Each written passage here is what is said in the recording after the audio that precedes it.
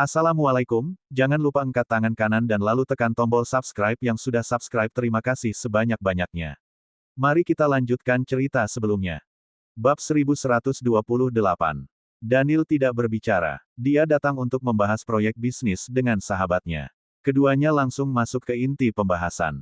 Setelah selesai dan ketika Daniel akan pergi, lelaki itu berkata, "Aku masuk dan lihat Russell lagi. Kalau dia sudah bangun, aku bawa dia jalan-jalan di luar. Kamu bawa dia, mungkin dia bakal nangis sampai kamu pusing 7 keliling. Setelah itu kamu buru-buru antar dia balik ke sini." Daniel tertegun seketika. Russell selalu tidak suka ketika digendong oleh Daniel. Akan tetapi Daniel tetap memilih untuk masuk ke ruang istirahat lagi. Tidak sampai 2 menit lelaki itu berseru, "Stefan, Stefan. Cepat datang."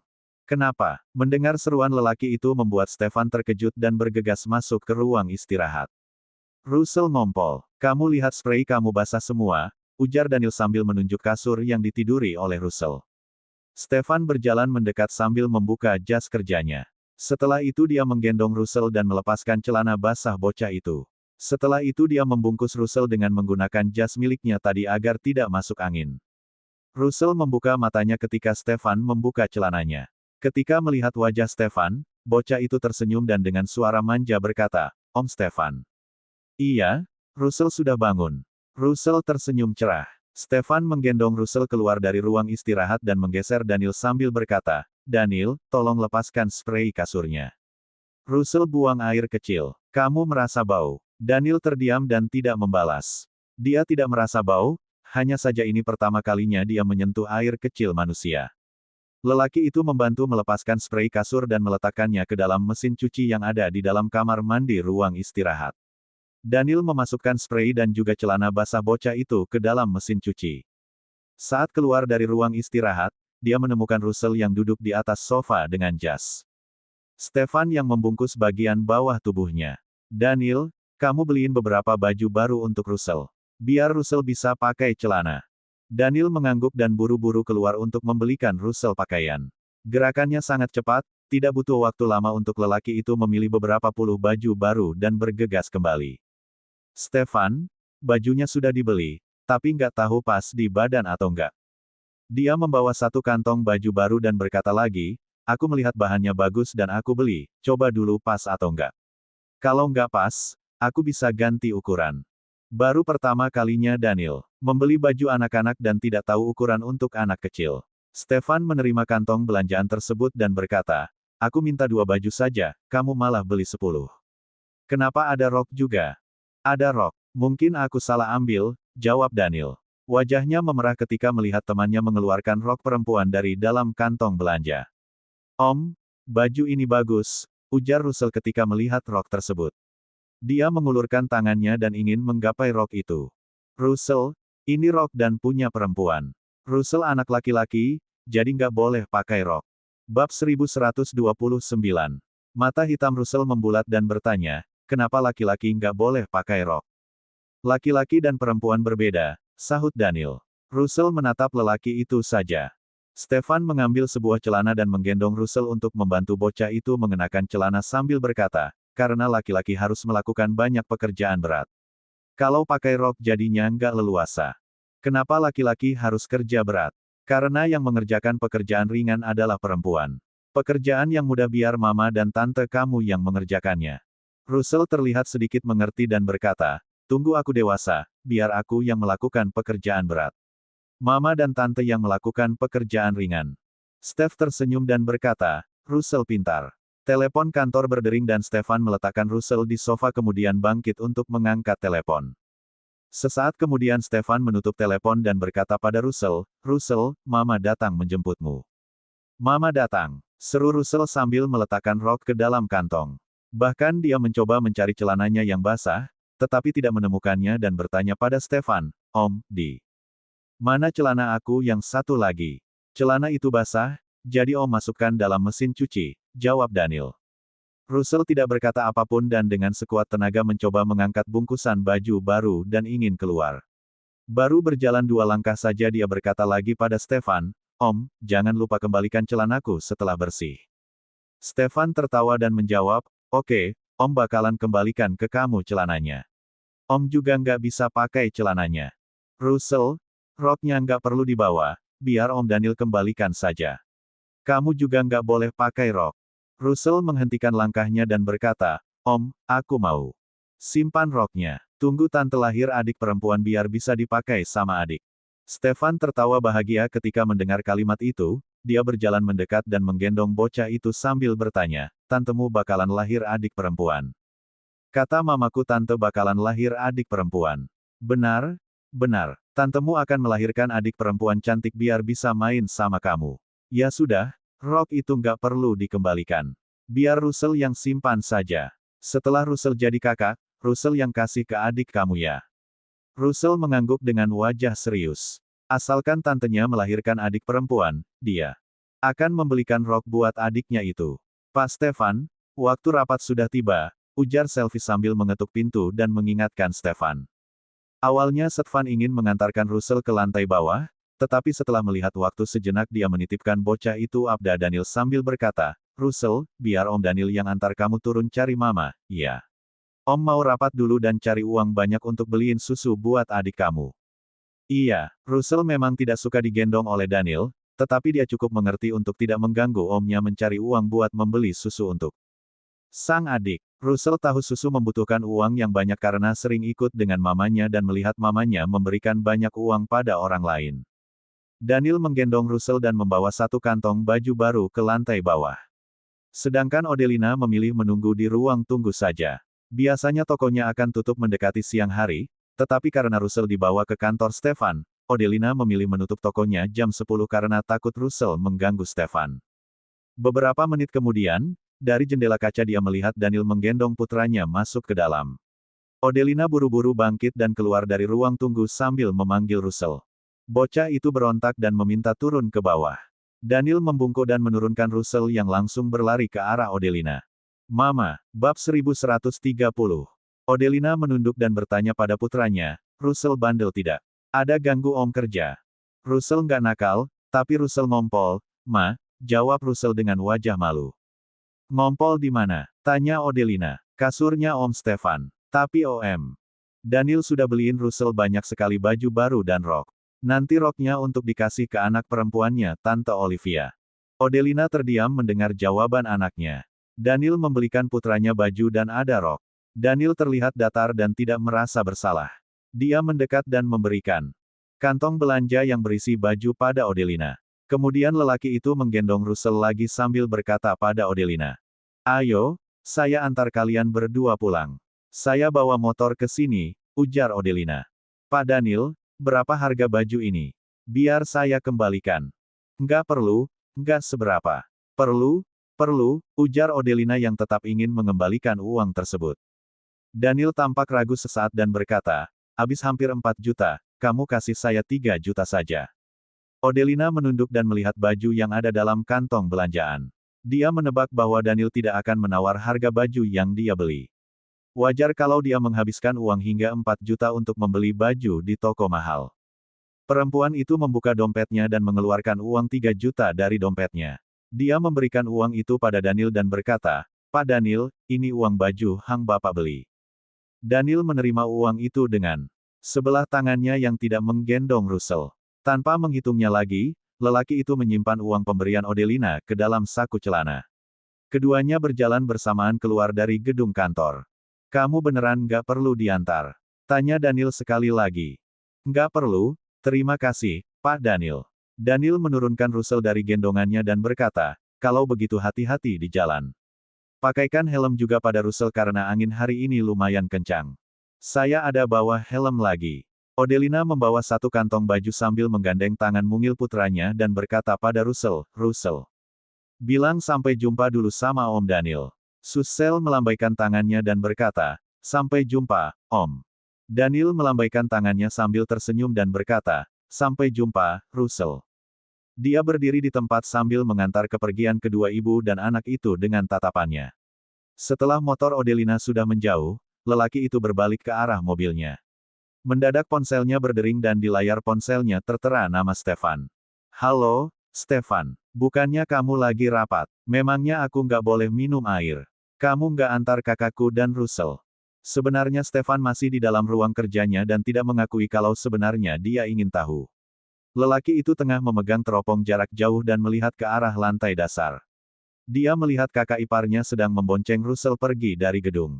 Stefan tidak tahan untuk tidak menelepon temannya yang tidak pintar memanfaatkan kesempatan. Odelina naik motor ke sini, dia bilang nggak perlu. Aku juga bukannya nggak ada kerjaan, masih harus ke Hotel Mambera untuk ketemu klien. Stefan tidak berkata apapun. Kakakmu kembalikan uang baju tadi padaku. Uang apa? Tanya Stefan dengan perasaan tidak enak. Uang untuk beli bajunya Russell. Aku menghabiskan uang hampir 4 juta, tapi hanya terima uang dia 3 juta. Ada alasannya juga tante khawatir dengan hubungan pernikahan kamu sampai ubannya tumbuh, ujar Stefan. Setelah itu Stefan memutuskan sambungan telepon. Daniel yang ditutup teleponnya secara sepihak hanya bergumam, kenapa ngomongnya seperti itu? Kamu ada istri dan nggak perlu menghadapi paksaan orang tua yang menyuruh menikah.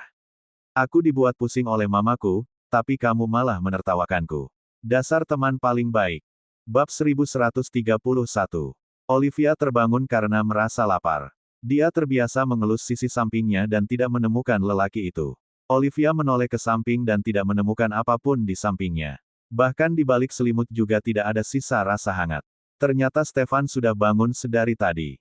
Olivia pikir hari masih sangat pagi, tetapi ketika melihat ponselnya dia terlonjak dan langsung terduduk. Ternyata nyaris pukul 12 siang. Pantas saja dia merasa sangat lapar. Stefan juga tidak memanggilnya bangun. Olivia buru-buru mengambil baju ganti dan masuk ke dalam kamar mandi. Setelah selesai mengganti pakaian dan gosok gigi, tanpa dandan Olivia langsung turun sambil membawa ponselnya. Saat tiba di tangga, ponselnya berdering dan terlihat nama Stefan di sana. Stefan, kenapa kamu nggak panggil aku bangun? Aku baru saja bangun dan sudah hampir jam 12. Stefan terkekeh dan berkata, aku lihat kamu lelap sekali, jadi nggak tega bangunin kamu. Aku sudah telepon ke Junia dan bilang hari ini kamu sedikit lelah. Siang baru bisa ke toko. Olivia merasa ucapan Stefan pada Junia akan membuat perempuan itu berpikir yang aneh-aneh. Kamu sudah istirahat, baru selesai rapat dan lagi mau makan. Kamu makan dulu baru keluar. Sudah jam makan, tentu saja aku makan dulu baru pergi. Kamu makan dulu, aku mau turun ke lantai 1. Oke, love you. Olivia tertawa dan berkata, ternyata aku sedikit nggak terbiasa dengar kamu bicara yak manis-manis. I love you too. Setelah itu dia mencoba mengikuti cara bicara Junia pada Reiki beberapa waktu lalu. Dia mengecup ponselnya dan tertawa sambil bertanya, kamu bisa merasakan aku menciummu. Stefan tertawa dan berkata, bisa. Keromantisan kemarin membuat sikap Olivia padanya menjadi jauh lebih hangat. Stefan berencana untuk lebih sering membuat momen romantis agar istrinya tetap bersikap hangat padanya. Olivia hanya terkekeh sambil menutup sambungan telepon. Tawa istrinya membuat Stefan enggan untuk mengakhiri telepon mereka. Dia ingin sekali menempel dengan Olivia sepanjang hari. Detik ini juga Stefan akhirnya mengerti kenapa ayahnya langsung pensiun ketika dirinya sudah bisa mengendalikan Aditama Group. Ayahnya tidak peduli pada apapun dan hanya sibuk berjalan-jalan dengan ibunya. Benar-benar bikin iri. Sayangnya dia tidak seperti ayahnya yang menikah muda dan memiliki anak. Stefan menikah ketika berusia 30 tahun dan sampai sekarang masih belum kelihatan bibit calon penerusnya. Setidaknya dia masih harus bekerja di Aditama Group selama 20 hingga 30 tahun lagi. Olivia tidak tahu bahwa suaminya sudah memikirkan kapan dirinya akan pensiun. Dia turun dan langsung disambut oleh Bilesti, non sudah bangun. Lapar ya, makan siang baru saja selesai. Olivia mengangguk dan merasa tatapan Bilesti padanya seperti memiliki maksud tersendiri. Dia pura-pura tidak tahu dan langsung masuk ke ruang makan. Hanya ada dia yang makan sehingga Olivia memanggil Bilesti untuk makan bersama. Setelah kenyang, Olivia baru ada niat untuk melihat dekorasi rumah ini. Stefan tidak meminta orang untuk membersihkan rumah dan membiarkan dekorasi kemarin malam tetap pada tempatnya semula. Tiba-tiba Dimas masuk dan memanggilnya. Bu Olivia, bab 1132. Dimas berhenti di hadapan Olivia dan memberikan 10 helai rambut kakeknya yang sudah dimasukkan dalam plastik bening sambil berkata, Bu, ini tugas yang diperintahkan Pak Stefan tadi pagi. Ini rambut kakek saya, tanya Olivia sambil menerima plastik tersebut. Benar, Hendra mau bantu, tanya Olivia. Dia lumayan takut dengan Bu Olivia. Saya sebut nama ibu dan dia langsung ketakutan. Hendra dengan patuh mencabut rambut kakeknya. Dimas tidak peduli bagaimana cara Hendra mendapatkan rambut tersebut. Yang dia butuhkan hanya hasil akhirnya saja. Olivia tertawa dan berkata, anak itu hanya bandel saja, sifatnya nggak jahat. Hendra akan menginjak usia 18 tahun sekitar 2 hingga 3 bulan lagi. Usia tersebut adalah masa-masa sedang nakal. Setelah mendapatkan rambut kakeknya, Olivia meminta Dimas untuk mengantar dirinya untuk melakukan tes DNA. Dimas mengantar Olivia setelah dia minta izin pada Stefan. Setelah selesai melakukan tes DNA, terlihat mobil Stefan dan para anak buahnya yang datang. Olivia menghampiri lelaki yang baru turun dari mobil tersebut sambil berkata, siang ini kamu nggak ada kerjaan. Bisa-bisanya ada waktu buat jemput aku. Dimas saja yang antar aku. Stefan maju dan menggandeng tangan perempuan itu untuk masuk ke mobil bersama. Dengan suara lembut dia berkata, selama aku ada waktu, aku berharap aku yang antar jemput istriku. Olivia sudah tidak tahu harus berkata apa lagi pada sikap otoriter lelaki itu. Untungnya sikap otoriter Stefan masih terdapat sifat menghargai dan juga cukup memberikan Olivia kebebasan. Tadi pagi aku jemput Russell di tempat kakakmu. Kamu saja begitu sibuk, bagaimana cara kamu menjaga Russell? Stefan menjawab, ruang kerjaku begitu luas, jadi dia bisa main di sana. Dia juga nggak nakal dan nggak menangis. Russell mau main dengan tenang di kantormu.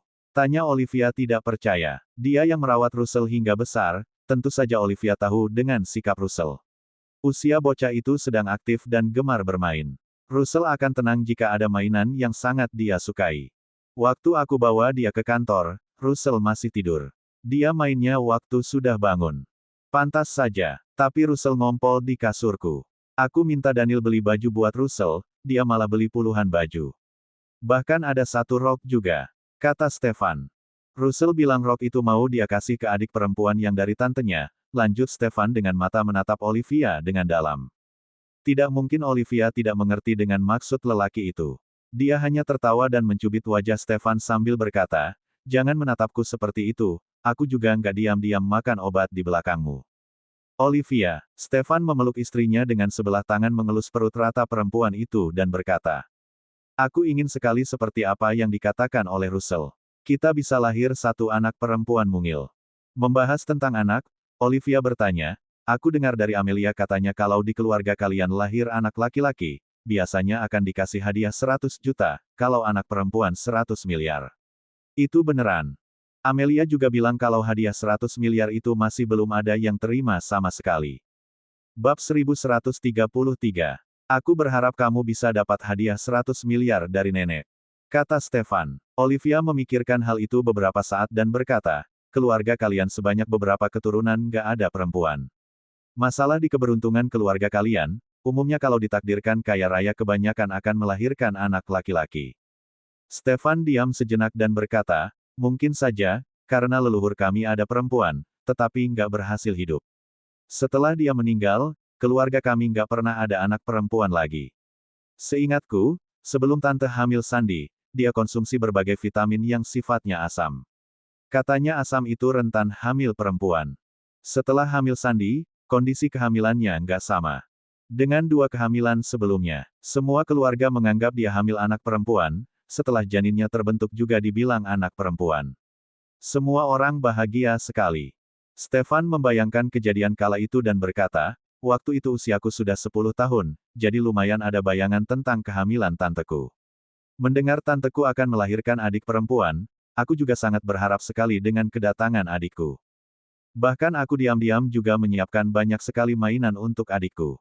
Melihat semua keluargaku membeli baju dan sepatu berwarna merah muda, aku juga diam-diam beli rok merah muda. Sewaktu hari tanteku melahirkan Sandy, kebetulan hari itu hari Sabtu. Kami satu keluarga dan keluarga jauh juga pergi ke rumah sakit hingga buat rumah sakit itu penuh. Semua orang dengan hati antusias dan bahagia, bahkan jauh lebih bahagia waktu tahun baru. Nenekku bahkan terus tersenyum gembira dan gak sabar gendong cucu perempuan. Tapi pada akhirnya suster menggendong seorang bayi laki-laki gemuk keluar. Reaksi nenek waktu itu malah menarik baju susternya dan tanya dia apakah salah gendong bayi atau enggak. Dia bilang tanteku hamil anak perempuan, kenapa yang digendong adalah bayi laki-laki. Semua orang curiga susternya salah gendong bayi sampai susternya nggak tahu harus berkata apa. Dia terus menjelaskan kalau di dalam ruangan operasi hanya ada tanteku seorang saja. Anak yang dilahirkan oleh tanteku adalah bayi laki-laki. Olivia nyaris tertawa mendengar cerita Stefan. Dia mencoba membayangkan kejadian tersebut. Stefan mencoba menjelaskan lagi, semua orang hanya bisa menerima kenyataan tersebut. Bahkan susternya bergumam kalau orang lain akan bahagia mendapatkan anak laki-laki. Hanya keluarga kami yang minta anak perempuan. Seakan-akan pihak rumah sakit hutang anak perempuan pada kami. Setelah semua orang tahu kalau keluarga kami ada anak bayi laki-laki, semuanya bubar dan acara yang disiapkan juga dibatalkan. Karena semua orang mengira anak perempuan, baju yang mereka siapkan juga warna merah muda. Jadi waktu Sandy di rumah sakit, dia pakai baju warna merah muda. Saat keluar dari rumah sakit baru dia pakai baju lama milik kakaknya. Om aku terus curiga selama setengah bulan, setelah itu baru dia beli baju baru untuk Sandy. Di luar orang-orang bilang kami nggak akan bisa punya anak perempuan karena kalaupun ada, anak itu juga nggak akan bisa bertahan lama. Olivia berkata, aku merasa kemungkinan Feng Shui dari bangunan leluhur kalian yang buat kalian susah punya keturunan perempuan. Rumah yang kami tempati sekarang dibangun oleh generasi kakekku. Mungkin masalahnya ada di bangunan atau kuburan kakek buyutku. Kami juga nggak pernah memikirkan masalah ini. Nggak pernah meminta orang pintar untuk melihatnya juga. Zaman sekarang sudah jarang sekali ada orang yang benar-benar pintar dan mengerti. Kebanyakan dari mereka hanya ada niat berbohong. Memang ada orang pintar, tetapi sangat sedikit sekali dan sulit menemukan keberadaan mereka, ujar Stefan. Olivia cukup tertarik dengan ilmu-ilmu peninggalan para leluhur dan juga ilmu Feng Shui dan metafisika. Di toko bukunya ada lumayan banyak buku yang berisi hal terkait Feng Shui dan sejenisnya, sayangnya dia tidak memiliki bakat itu dan tidak mengerti isi dari buku tersebut. Pembeli di tokonya rata-rata siswa SMP yang tidak tertarik dengan ilmu metafisika. Buku tersebut terletak di rak paling ujung dan sekarang terlihat penuh debu. Coba sampaikan pada nenek mengenai masalah ini. Usia nenek lumayan tua dan sudah pasti ada pengalaman. Mungkin beliau pernah dengar hal seperti ini. Memang harus cari orang pintar karena aku ingin punya anak perempuan. Stefan takut dirinya akan sama seperti generasi kakek buyutnya yang susah payah ada anak perempuan, tetapi justru tidak berhasil bertahan hidup. Hal itu akan membuatnya sangat sakit dan menderita sekali. Meski kala itu ilmu kedokteran terbatas dibandingkan saat ini, sering sekali uang tidak bisa membeli nyawa seseorang. Bab 1134. Peramal yang pernah ditanyakan oleh nenek mengenai garis jodohnya dengan Stefan apakah bisa melihat Feng Shui juga. Seharusnya orang itu mengerti sedikit, bukan? Namun orang yang mengerti sedikit tentu saja tidak bisa membantu keluarganya menyelesaikan masalah ini. Obrolan mengenai anak perempuan membuat mereka tanpa terasa sudah tiba di depan gerbang SMP Negeri Kota Mambera. Stefan mengantar Olivia masuk ke toko dan langsung pergi karena harus ke kantor. Olivia tidak bisa menahan tawanya ketika teringat pembahasan anak perempuan dengan Stefan sepanjang perjalanan. Apa yang kamu pikirkan sampai bisa tertawa? Coba kasih tahu biar aku bisa ikut tertawa. Junia meletakkan sedikit makanan ringan di hadapan Olivia dan berkata, Reiki yang minta orang antarkan buat aku jadikan makanan sore. Pak Reiki baik sekali padamu. Dia pengertian dan perhatian sekali. Olivia mengambil satu buah makanan ringan untuk dimakan. Dia belajar dari suai kamu. Kalau bukan karena Stefan, sampai sekarang aku nggak akan tahu dia siapa. Olivia tertawa dan berkata, kebohongan Stefan menjadi pelajaran yang baik bagi semua orang. Junia menyadari perasaan senang perempuan itu hari ini dan bertanya dengan rasa ingin tahu, pagi tadi kamu lagi apa? Suami kamu telepon aku dan bilang kamu nggak bisa ke kantor pagi ini jadi harus repotin aku dulu. Cara bicaranya benar-benar lembut sekali. Selama aku kenal dengan dia nggak pernah bicara denganku dengan suara yang begitu lembut.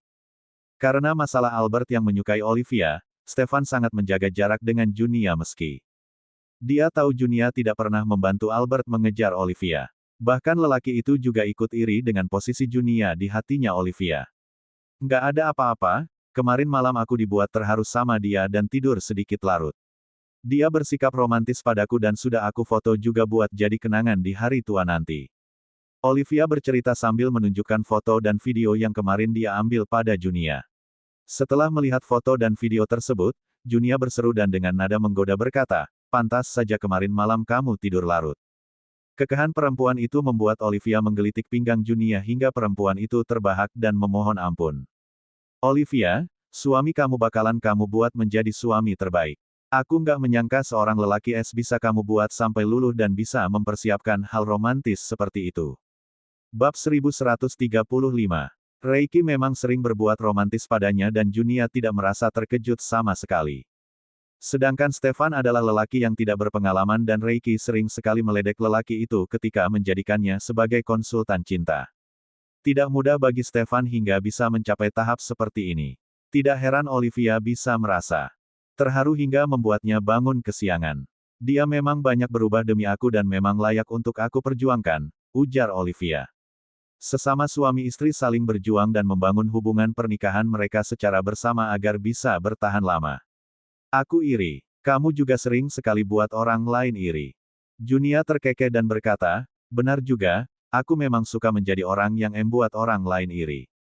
Semenjak ada Reiki, aku merasa sangat bahagia sekali. Orang rumah juga nggak pernah menjodohkan aku lagi.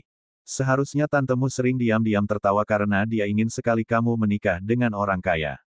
Aku nggak ingin menikah dengan orang kaya.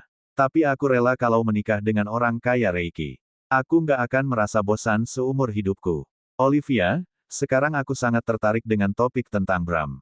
Menurutmu lelaki hebat seperti dia butuh wanita sehebat apa yang pantas bersanding dengan dia? Terkadang nggak perlu sesama orang hebat untuk bersatu. Tergantung Bram suka dengan perempuan seperti apa, jawab Olivia. Aku merasa dia pasti jauh lebih pemilih karena dia yang lebih tua dari Reiki masih saja lajang. Menurutmu kenapa lelaki yang begitu sempurna bisa nggak berpacaran dan menikah? Mungkin karena dia terlalu sibuk bekerja dan menganggap ada banyak hal yang lebih penting dari pacaran dan menikah.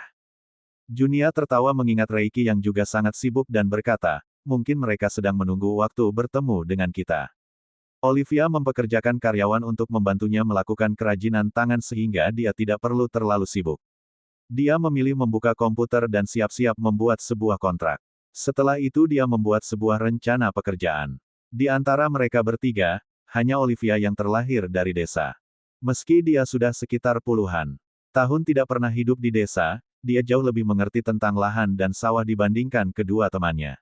Rencana proyek mereka adalah mengambil tanah yang kosong untuk menanam sayur dan buah. Posisi lahan untuk menanam sayur harus dekat dengan sumber air sehingga mudah untuk menyiramnya. Mereka berkontrak dengan begitu banyak lahan untuk menanam sayur dan menyiramnya, tentu saja tidak boleh memanfaatkan sumber daya manusia.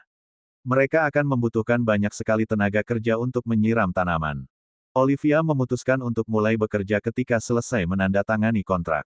Dia juga mempekerjakan seorang ahli profesional lahan untuk menggali sumur di lahan dan memasang pipa air serta memasang penyiram otomatis yang berputar sebanyak 360 derajat. Dengan begitu dia tidak perlu membutuhkan banyak tenaga kerja untuk menyiram air. Selama membuat kontrak tersebut, dia sering berdiskusi dengan Junia. Perempuan itu datang untuk melihat sekilas kemudian mengibaskan tangannya sambil berkata, aku hanya bertugas kasih uang dan bagi hasil, hal seperti ini aku nggak mengerti dan nggak bisa. Kamu juga tahu aku seperti apa. Aku orang yang hanya bisa makan dan minum saja serta pemalas. Otakku nggak bisa berputar sama sekali. Mamaku selalu bilang kalau aku nggak berguna, tanteku juga mengharapkanku menikah dengan orang kaya karena sifatku ini. Olivia terdiam mendengar kalimat itu. Kamu hanya perlu cetak kontraknya dan kasih Amelia lihat. Dia tahu lebih banyak dibanding kita. Kalau ada yang kurang baru revisi saja, atau minta divisi legalnya yang bantu kita buat kontrak, cerita bersambung.